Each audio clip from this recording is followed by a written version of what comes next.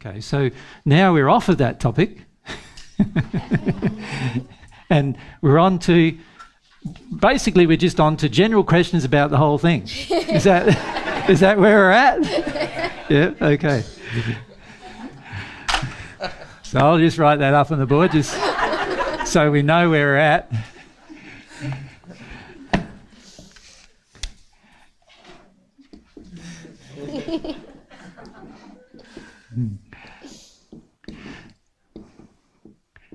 There we go. Now I'm comfortable. All my fear has been allayed. Okay, fire away. So with the denial technique, say, of justification, I know that while I'm justifying in the process, I can stop myself because I recognise I'm rambling and I have an opportunity to feel. But with judgment, which is, again, a denial technique. Yes. It's a much more powerful denial technique. Right. And to just stop it, is that willpower or a loving use of will? Well, if you just try to stop it with you can do it with both, can't you? You can stop it with your willpower and just go, I'm not going to judge myself, and that's it. And then every time you judge yourself, you'll still want to do it because there's no desire hasn't changed in you. Your will hasn't changed. Your will's going to be going, I want to do it, while your mind's going, I don't want to do it. And isn't that going to be even more confusing? Yes. So we've got to find why we judge. So what's our purpose for judgment? So why do you judge yourself? Because I feel like I need correction. Let's have a look. Judge. I don't realise I do it. That's why I'm just learning about that I judge myself all the time, just this group. Yeah, I agree, you do. So why do you do it, Laura? What do you get out of it? Remember, everything we do has a reward. What's your reward? Okay, I feel like I need to be taught. I need to learn through a bit of pain, or I need to learn through pain. I feel I need to be punished. Oh, yes. Or else I won't learn and I'll do it again. Yep. So that's a problem. So if I develop an aspiration to no longer judge myself, one of the things I'm going to have to address is the feeling. I'm going to have to feel through the need to be punished. The addiction, the desire to feel through the desire to be punished. Yeah. Now, why would I desire to punish myself? What's the purpose? What does it give me? There's something it gives me. I do it before others attack me. Exactly. I punish myself to avoid attack from others. Even though it's completely illogical, and I know that nobody around me is going to attack in this place, me. we're completely illogical, aren't we? Yeah. That's all right. You stop judging that. You just go. You don't go like, "Oh, you're a stupid, silly idiot," because you're completely illogical. You don't do that. Okay. Of course, you're a stupid, silly idiot because you're illogical. That's what the facade does. It's all just illogical. The whole thing. Crazy it is. So I punish myself to. Oh, it should be myself. Punish. I'll shorten that to me. To avoid attack of others. Right. Now, what does that tell me is another problem? I have a false belief, evil. Well, no, just before you even get there, what does that tell me? I'm avoiding the attack from others. So what does that tell me I'm afraid of? Attack. I am afraid of attack.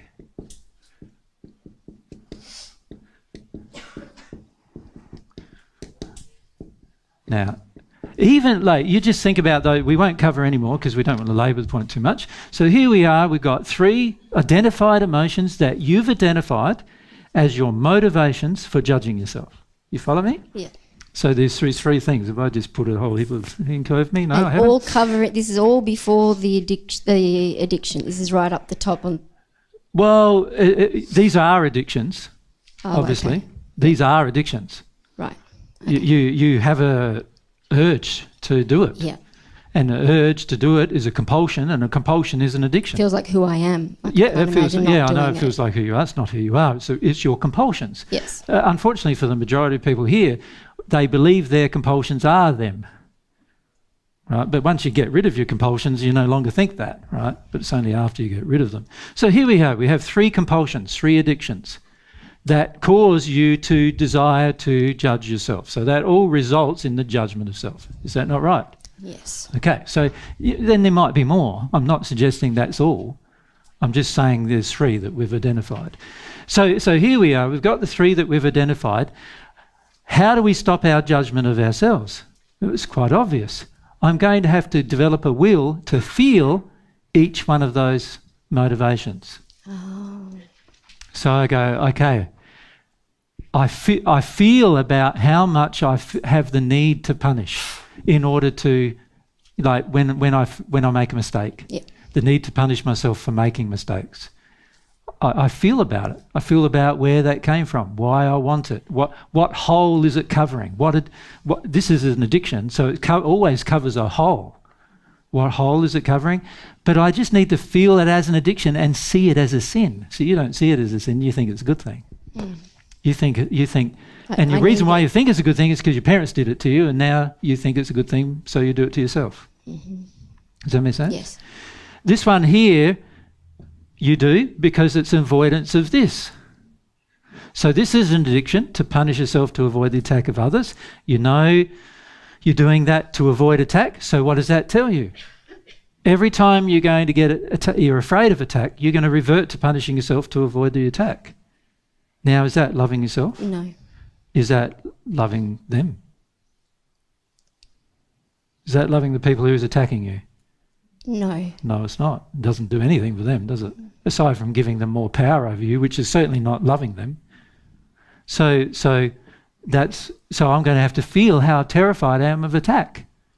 That's a fear driving my justified unloving behaviour. It's driving my sin towards myself. Yeah. Do you follow me? Mm. This is driving my sin towards myself to judge myself. So if I have those emotions, just those 3, do I have a compassion for myself? No. No, I don't. So I can't manufacture a compassion for myself unless I release these 3 emotions.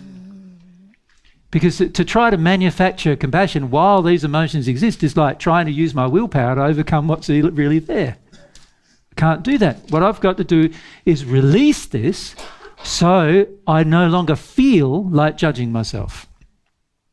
Does that make sense? Yeah. So also this afraid of attack, I feel it is my global terror, but it's right still up the top. Well, it's not actually your global terror. It's a part of your global terror, which we'll talk about in a couple of days' time.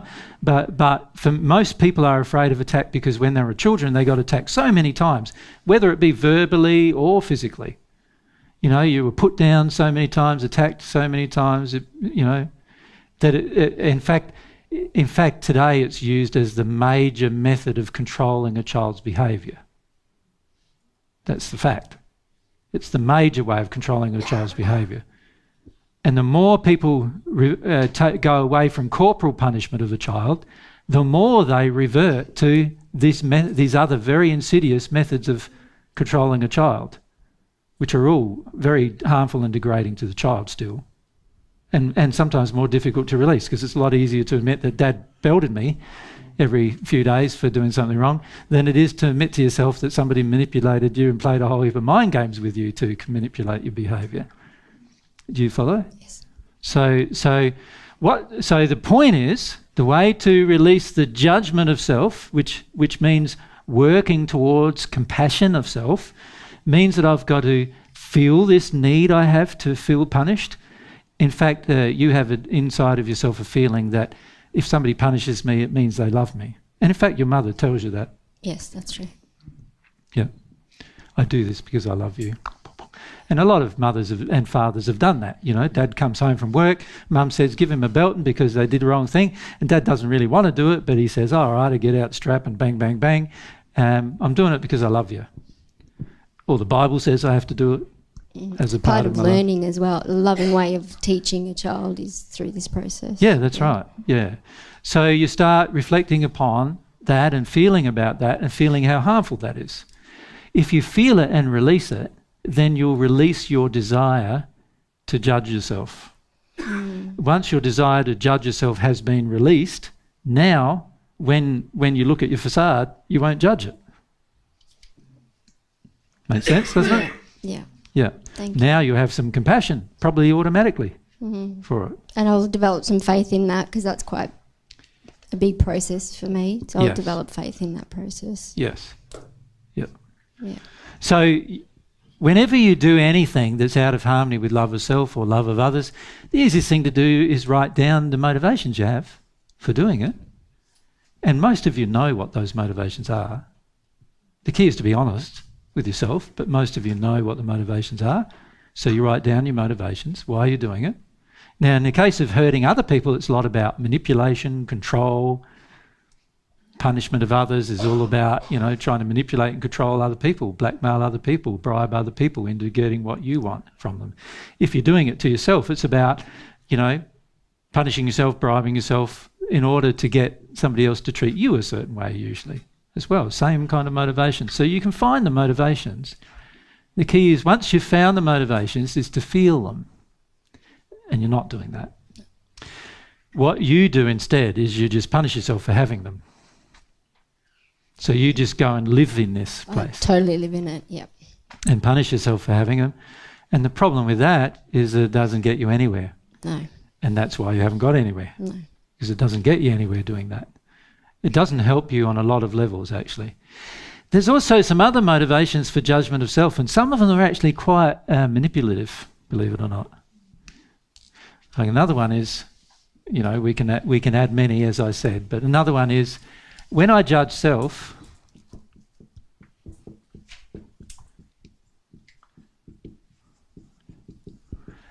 others are more kind to me.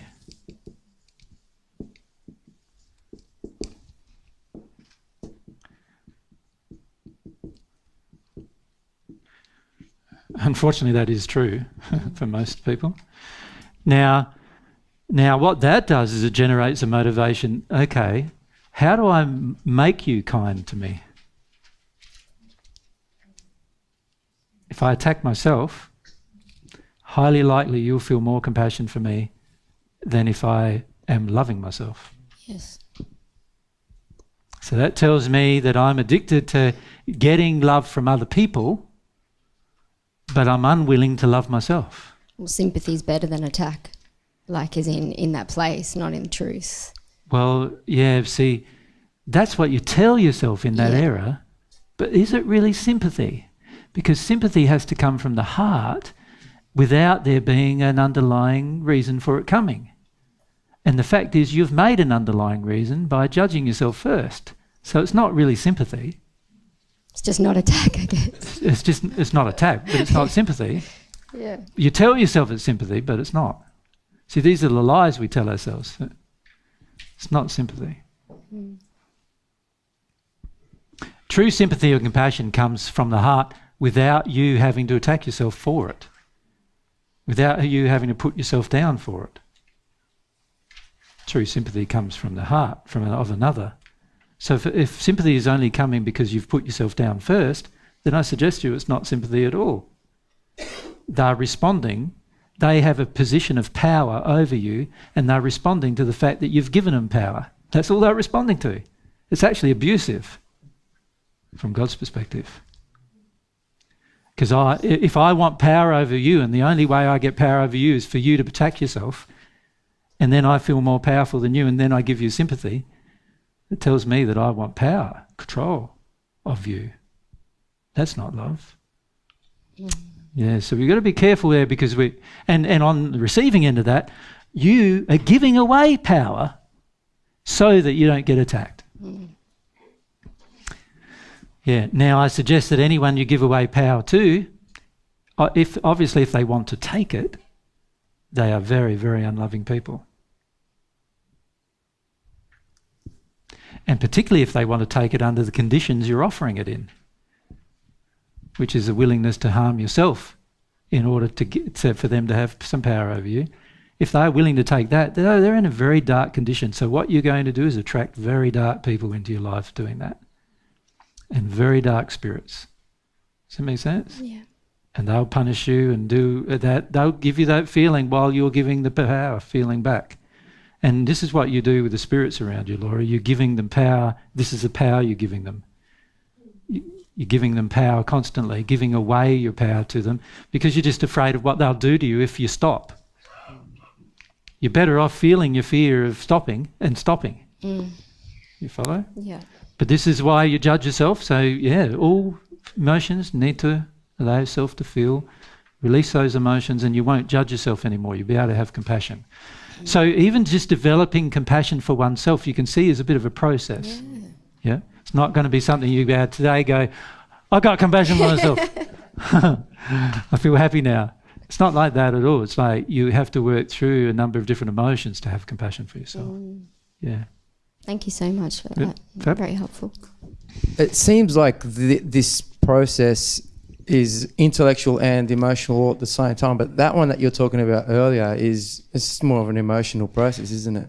Yeah, your intellect can assist here, but you don't need to use it as much. And in fact, what you remember what you're working towards is your real self, which doesn't need to use intellect at all, but is very clever. Yeah. So many of you have asked me like how I can talk for hours on a subject with all these different things that come out without me having to have notes about it or whatever. And the way is because once you're connected to your real self, you know the truth of everything as a feeling, and it triggers all your thoughts. It's not the other way around. It's like at the moment for you guys, if you're up here, most of you would have to think about what you're doing. Right? I don't have to think about what I'm doing, so it makes it easier. It's actually easier to live like that. You don't have to think about anything, but you actually become more clever because every thought you have is in harmony with love. Therefore, it's more logical. Up here, every thought you have is out of harmony with love and very illogical, right? And so, you'll be doing things like Laura's doing with judgment. You go, if I judge myself, I'll avoid the attack of others. But there are people who don't love you anyway. So why are you trying to avoid the attack of people who don't love you? Doesn't make much sense to me. Like doing a whole heap of things to pull yourself down in order for people who don't love you now to not love you more. If you think about it from a logical perspective, crazy, right? But up here, you're not logical. You're just driven by fears and addictions. You're driven by the holes. You're not logical in that place. True logic can only come when you've actually gone through a lot of your pain. You'll become very logical people, able to analyse things accurately, consistently. Yeah. It seems like a more real place down there, be more real. Well, obviously what you're doing is you're taking away more and more of the castle you've constructed, and as you do that, certainly you become more real, but also you become more open to the way God designed your soul to operate. And the way God designed your soul to operate is by having a feeling first and then thoughts. So thoughts are just a subsequent result of your feelings, right? Up here, you think you're all about managing feelings, so you've got to think about how to do it, right? You've got to think, no, I'm not going to do that. Yes, I'm going to do that. What am I going to do here?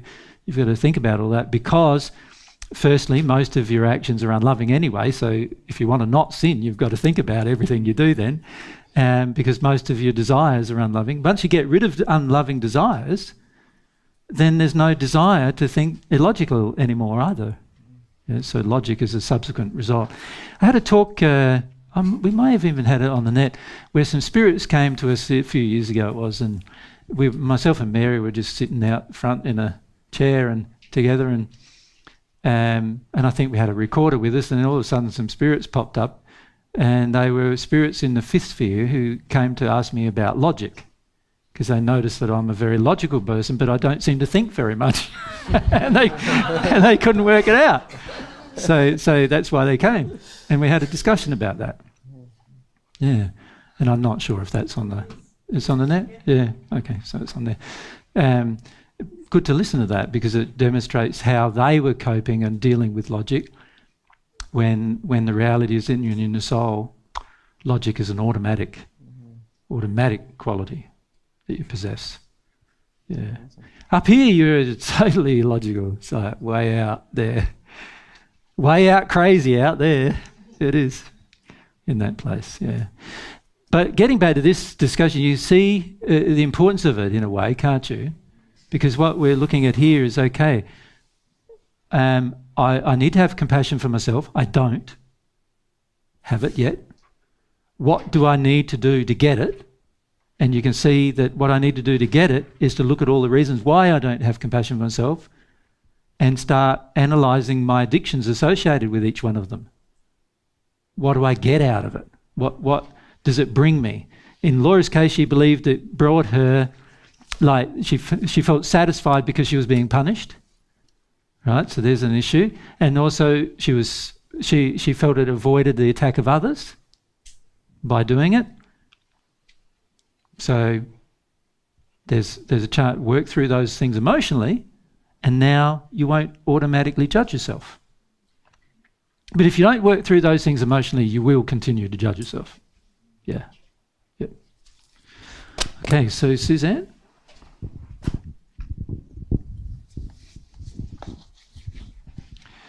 Just following on from what Laura was talking about.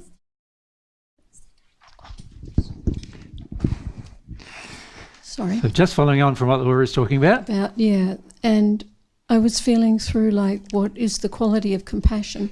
And then you'd been talking about pity, and I could see how I could easily fall into pity instead of compassion. And I wondered how you feel the difference. Pity is another one of these things that is very negative towards oneself or others. What pity does is it gets you away from addressing the real reason why you do something. That's its motivation. So for example, if you pity yourself, you don't have to address why you did it. You can just pity yourself and live in the pity, and hopefully people around you will forgive you. Right? Yeah. And then once you're forgiven, you then no longer engage self-pity, but you still haven't addressed the problem. Yeah. So it actually gets you out of having to address the actual problem. So the motivation of pity is similar to judgment in a way, isn't it? Yes. It's to avoid addressing the actual issue. Yeah. Yeah. Judgment's a bit more insidious because it's got a lot of different problems associated with it. But pity is like, I've seen many engage it, but it's pointless emotion because it never addresses the problem.